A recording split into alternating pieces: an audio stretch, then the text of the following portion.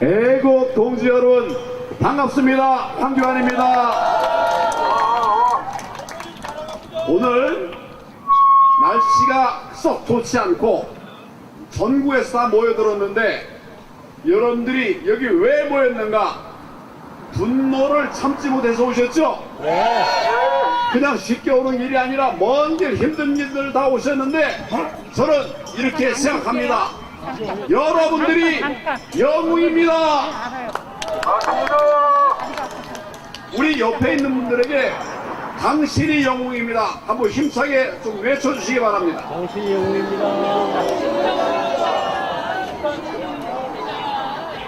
앞에 있는 분과 뒤에 있는 분에게도 당신이 영웅입니다. 얘기해 주시기 바랍니다.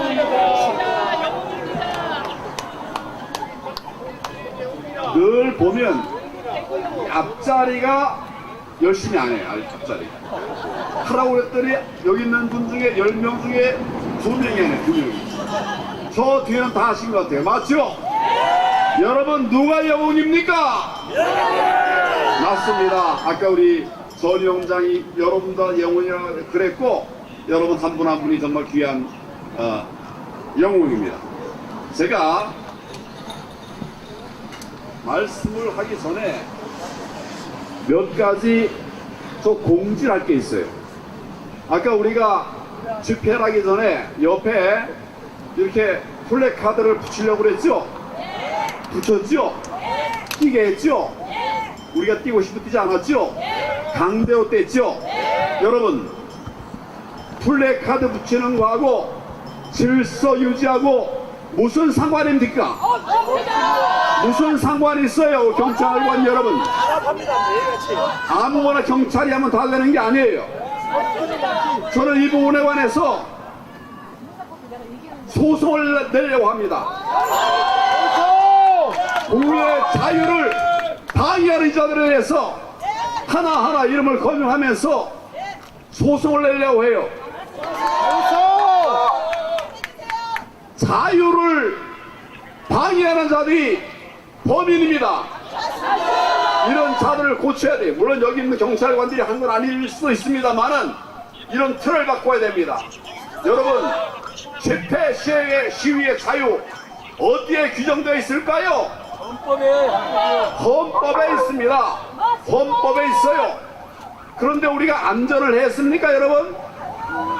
여러분이 불법했습니까? 뭐 못된 짓 했어요? 나라를 살리기 위해서 이렇게 했는데 이거를 막는 것이 정부가 할 일입니까? 경찰이 할 일입니까? 그래서 제가 법적 조치를 취하려고 하는데 여러분 뜻을 모아 주시기를 바랍니다. 지금 우리가 일정을 좀 왔다 갔다 한 일이 있는데 그건 우리가 바꾸고 싶어서 바꾼 게 아니라 우리가 지금 어디 와 있습니까? 여러분 지금 어디 와 있습니까? 여러분 지금 어디 와 있습니까? 어디 와 있습니까? 대통령실 앞에 와 있는 거예요. 대통령실 앞에 와 있는 거 맞죠? 지금 근데 왜 그 다음에 우리 간 데가 어딥니까? 대통령 관저에 갔었죠?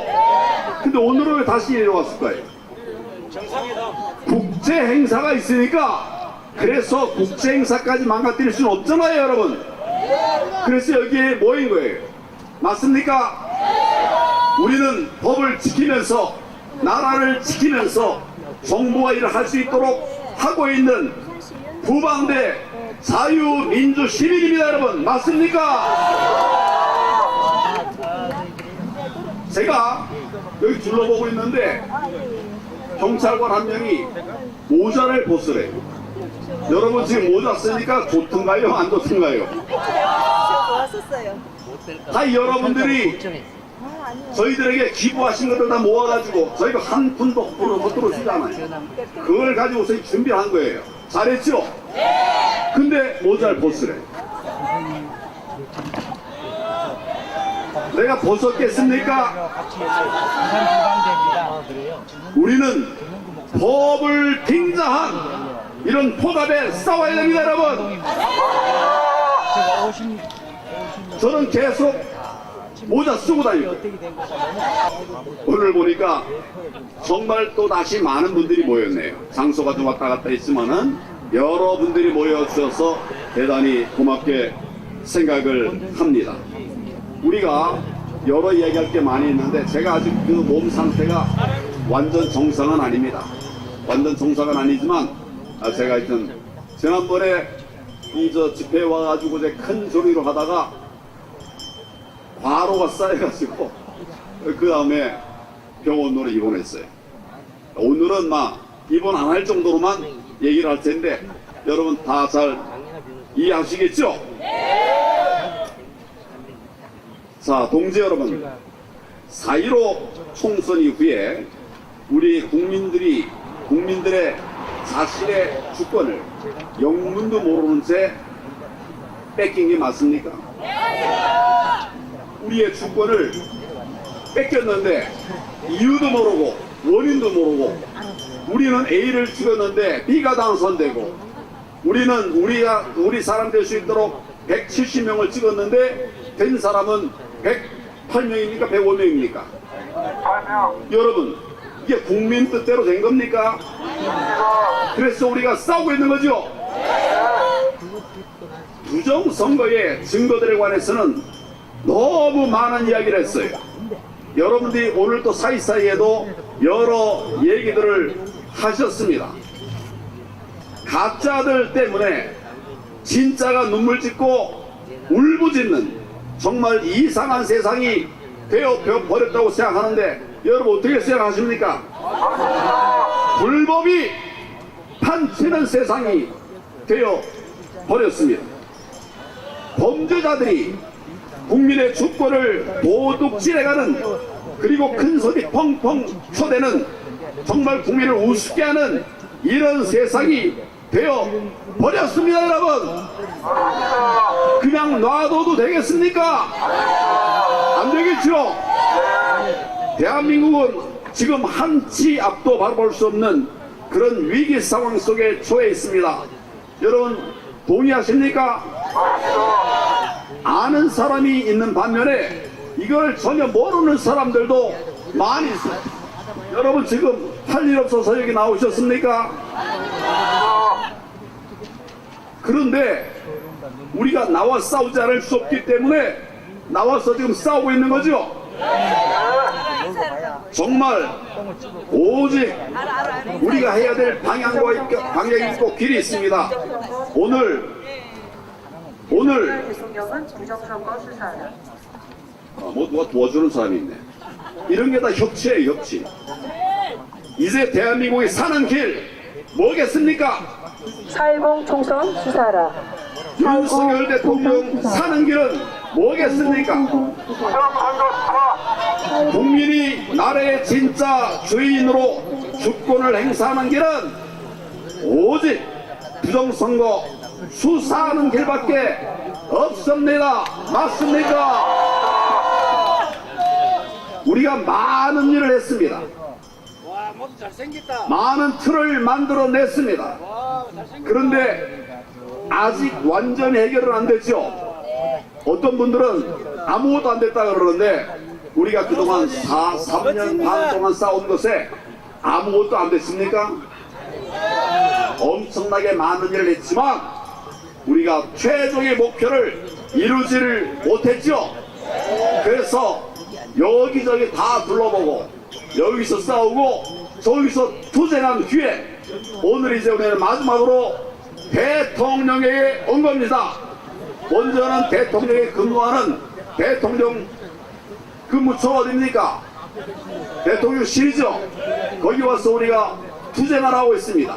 우리의 목소리를 외치고 있습니다.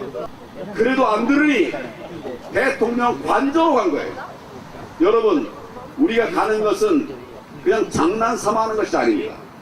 그냥 적당하게 하는 게 아니에요. 치밀하게 우리 대한민국을 살리기 위한 모든 일을 다 하고 있는데 여러분 끝까지 같이 가시겠습니까? 우리가 부정선거를 수사하는 길밖에 방법이 없습니다. 여러분, 부정선거 수사하는 것 말고 지금 대한민국 살릴 방법 뭐가 있습니까? 없는 게 맞습니까? 그래서 나와 싸우고 있는 것이죠. 그런데 윤석열 대통령은 왜 수사를 하지 않는 것입니까? 윤 대통령의 특기가 바로 뭡니까? 수사 잘하셨죠? 그 잘하는 거를 발휘해야 되지 않겠습니까? 지금 수사거리가 쌓여 넘쳤습니다. 그 중에 부정선거 하나도 수사가 되지 않았죠. 부정선거만 우리가 다뤄서 이겨내면 모든 문제가 한 80%쯤은 해결된다고 생각하는데 여러분 동의하십니까? 그런데 지금 대통령 도대체 뭘 하는 겁니까? 제가 똑똑히 기억하고 있는 이야기를 여러분들에게 말씀을 드리겠습니다.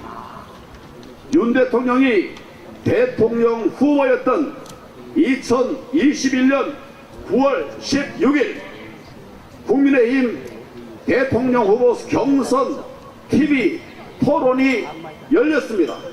기억하시나요? 그때 윤 대통령이 후보로서 한 말입니다. 경선 후보였던 저의 질문에 대해서 같은 경선 후보였던 윤 대통령의 답변을 저는 지금도 똑똑히 기억합니다. 제가 4.15 총선 불법 증거물들이 쏟아져 나왔으니 우리가 가만히 있으면 안 된다. 특검을 하자. 이렇게 제안을 했습니다. 후보들끼리니까. 이에 대해서 윤석열 후보는 어떻게 생각하고 있느냐 제가 물었습니다. 이런 상황 기억나시나요? 그러자 당시 윤석열 후보는 4.15 때 제가 출마했던 종로구 관련된 답변을 했습니다. 뭐라고 했는가 하면 종로구에서 봉별로 비율이 거의 비슷하게 나온 거라든가 또는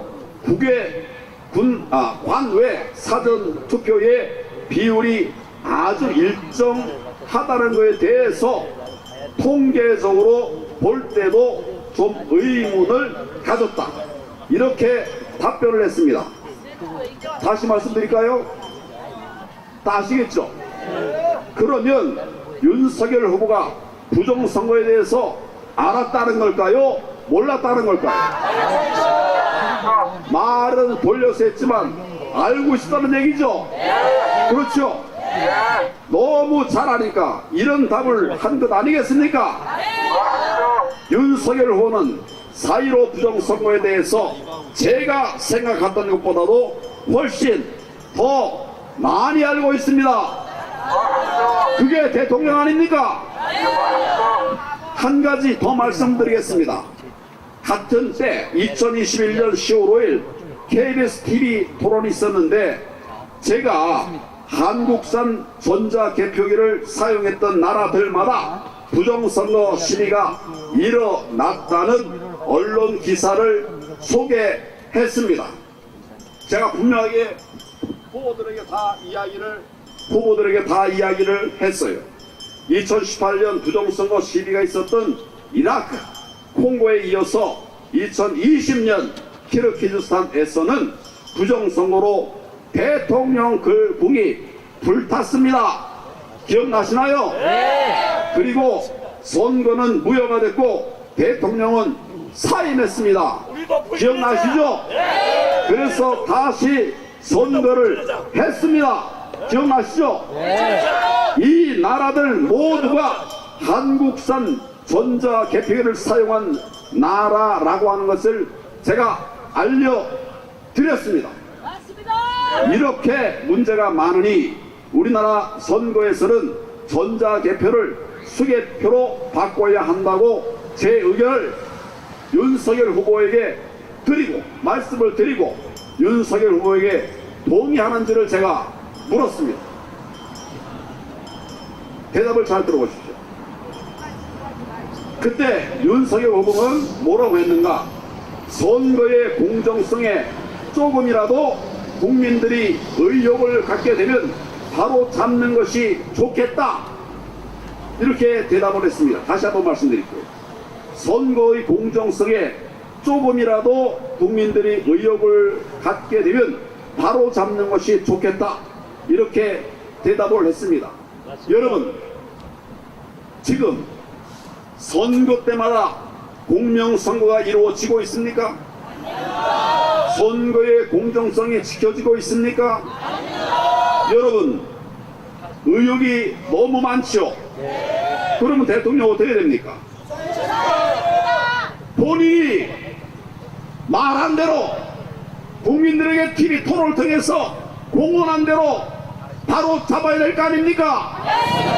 수사해야 될 거 아닙니까? 정말 정의로운 나라를 만들어 가려면 말대로 해야 될 거 아닙니까, 여러분? 정말 윤석열 대통령은 자신의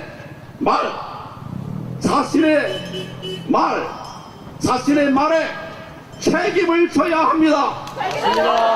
책임을 져야 합니다. 부정선거 수사하십시오.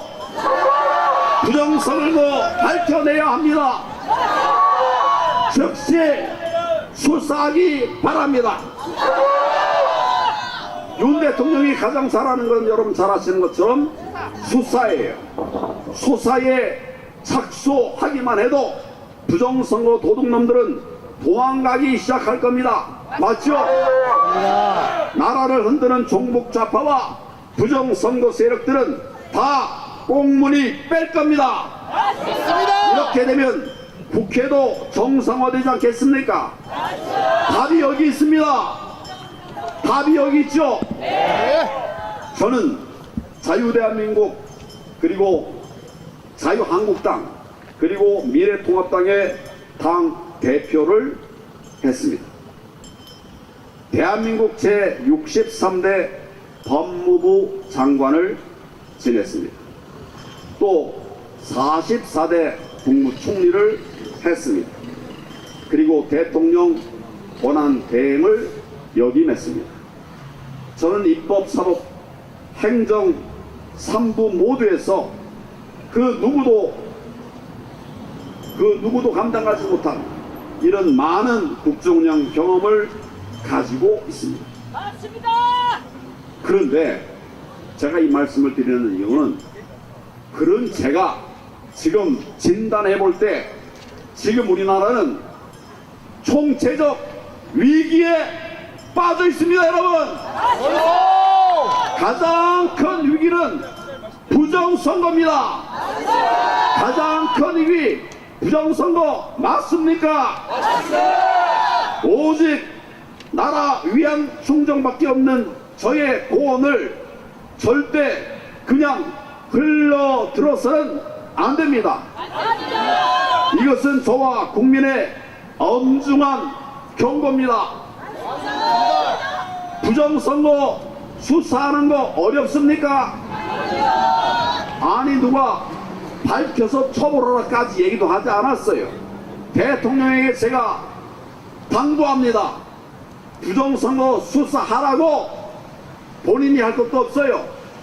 법무부 장관에게 지시하고 법무부로 하여금 검찰에 수사 지시하게 하면, 제 경험에 비춰보면 3달, 길어도 5달이면 부정선거의 실체가 밝혀집니다, 여러분. 저 가짜 국회의원들 정체가 드러나게 됩니다. 그러면 대통령의 국정 운영하기 얼마나 좋겠습니까? 왜 이 길을 놔두고 딴 길에서 헤매고 있느냐? 이것이 우리 국민들, 또 저의 걱정이면서 경고입니다. 다시 한번 저와 국민의 힘으로 엄중 경고합니다. 저와 국민의 힘으로 엄중 경고합니다. 윤석열 대통령은 부정선거 수사하라! 수사하라! 수사하라! 수사하라! 윤석열 대통령은 부정선거 즉각 수사하라! 수사하라! 수사하라! 감사합니다. 꼭 끝까지 앞장서서 이 일들을 이뤄낼 수 있도록 여러분과 함께 하겠습니다.